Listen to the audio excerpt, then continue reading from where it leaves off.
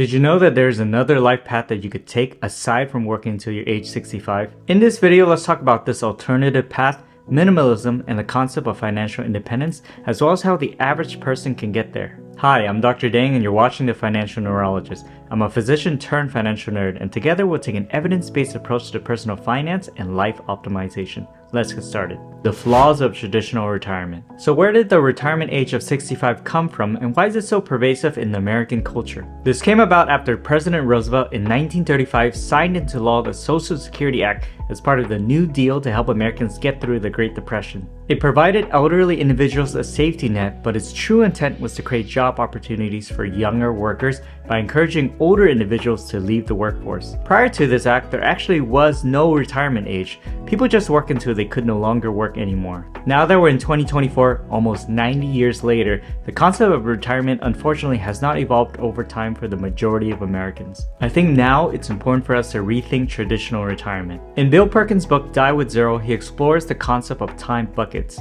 Periods of our life from early adulthood to old age where our ability to experience life diminishes over time due to declining health. Perkins encourages us to take this into account and cluster our experiences during our 20s and midlife rather than waiting until after the traditional retirement age. In addition, according to a 2018 study from the Employee Benefit Research Institute that looks at the average American spending habits during retirement, found that over a period of 20 years, most Americans only use a fraction of the non-housing assets that they accumulated during their working years. A few concerning points here, but there is a better way, and let's go over it.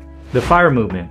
The F.I.R.E. movement, or Financial Independence Retire Early, has its origins in the early 1990s, coined by Vicki Robin and Joe Dominguez in their book Your Money or Your Life. It began to gain more widespread traction in the early 2000s, and people who adopt this mindset of retirement usually have the goal of financial independence, with a minor subset actually planning to also retire early. So what is financial independence? It's when you have enough savings and investments to cover your living expenses for the rest of your life without having to rely on the traditional income. And the benefits of achieving financial independence primarily comes down to autonomy over what we choose to do for personal fulfillment rather than financial necessity. Psychology studies have shown that self-fulfillment and happiness originates from a high sense of personal autonomy. Perhaps you wanted to become an amateur musician, YouTuber, or do full-time volunteering for the organizations you care about, or full-time traveling exploring the more than 200 recognized countries in the world and its cultures. Perhaps you love your current career, but really just want to work 1 to 2 days a week and have the rest of the week available to engage in other activities that are personally fulfilling. Proponents of F.I.R.E. aim to drastically shift the traditional retirement age of 65 down to an age of 30 to early 50s. To achieve this goal within such a short time frame, F.I.R.E. proponents lean on features of a related movement called minimalism, which we'll go over next.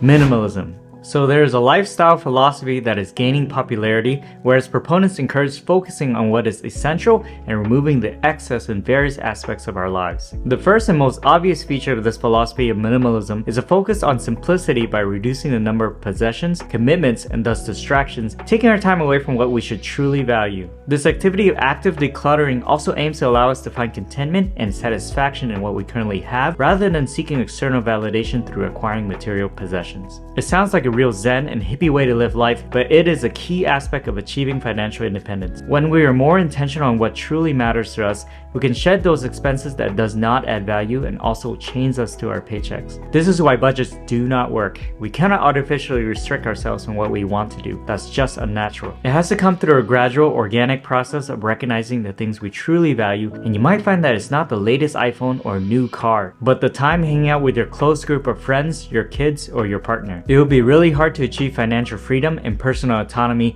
if we keep chasing ever larger and more expensive possessions that we buy with money that we have exchanged by giving up our limited time on earth. This reminded me of a time when I went on a medical mission to Honduras, though I also come from what would be considered below the poverty line in America. Waking up every morning in Honduras and walking through dirt roads, taking cold showers because there was no such thing as heated water, and being told not to swallow any of the water because it has parasites really adjusted my baseline as to what is considered normal. When I got home and took my first hot shower, I got the largest dopamine hit from just experiencing warm water running across my body. Walking outside of my apartment, it felt so foreign seeing smoothly paved roads with cars zooming by. This is similar to the mindset reset with minimalism. Now, I'm not encouraging everybody to turn off their water heaters and walk barefoot on dirt roads. How I practice minimalism in my own life is around every 3 to 4 months I will look over my possessions, whether it's clothes, tech products, or random knickknacks. And if those items haven't been used in over a year, I'll load it into the back of my car and donate to either Goodwill or the Salvation Army. Now, of course, there's a spectrum of pathology called hoarding disorder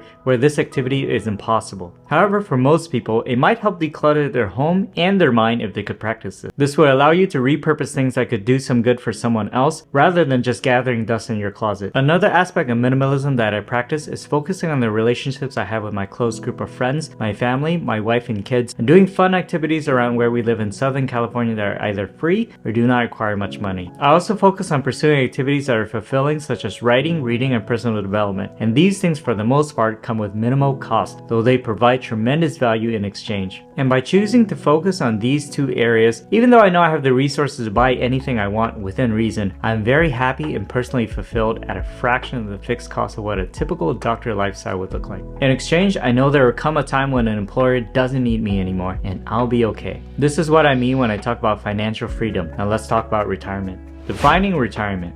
So there are 3 approaches to retirement. The first approach is to stop working entirely. Alternatively, you could spread out mini retirements throughout your life by taking extended vacations or sabbaticals to travel or pursue personal interests. Lastly, you could choose to pursue a career that lets you do meaningful work. And it sounds cliche, but it's true. If you love what you do and are excited to start your day doing whatever it is, you're effectively retired. Let's be realistic. Even if you could retire today, hanging out on the beach all day probably isn't too fulfilling, especially if you've had a lifelong and rewarding career. Those that stop working entirely without a plan typically unretire a few years later. Yes, that's actually a thing. Retirement doesn't mean you just stop working.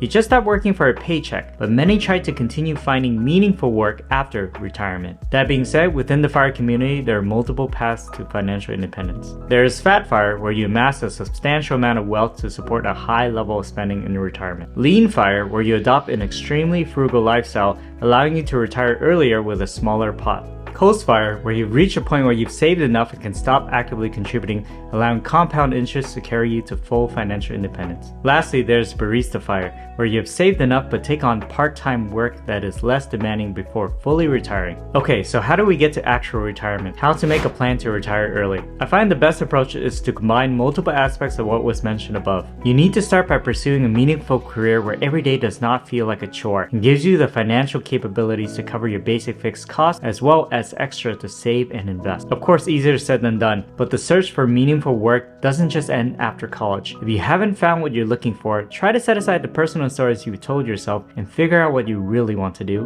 and do it. Secondly, you cannot retire effectively if you aren't aware of your fixed costs. If you find yourself with a decent income but are still living paycheck to paycheck, it's time to sign up for an account with Empower Personal Dashboard and figure out those fixed costs. Link in the description below. It's entirely free, and if you use my referral code, you get $20 and I get $20. Empower Personal Dashboard not only lets you automatically visualize your cash flow for the month, it lets you create a budget and bring all of your accounts and your partner's accounts together to have one household picture of cash flow, investments, and net worth. There's also a free retirement planner feature within Empower Personal Dashboard that will run 5,000 scenarios per trial and give you a median and low probability outcomes, taking into account your current investment accounts, tax status, and social security income. Thirdly, try to adopt some aspects of minimalism, and this would make the whole process a lot easier. A common counter argument I encounter when talking about early retirement is that they would mention that they weren't interested in an ascetic lifestyle of depravity. I'm not advertising to budget or deprive yourself of the ability of doing the things you want to do, but I do want to redirect your focus away from external validation through acquiring material possessions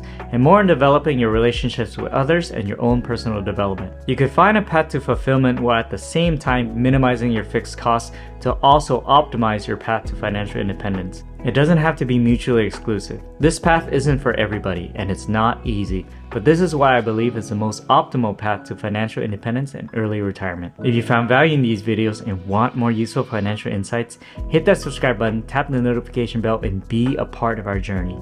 Stay tuned and keep thriving.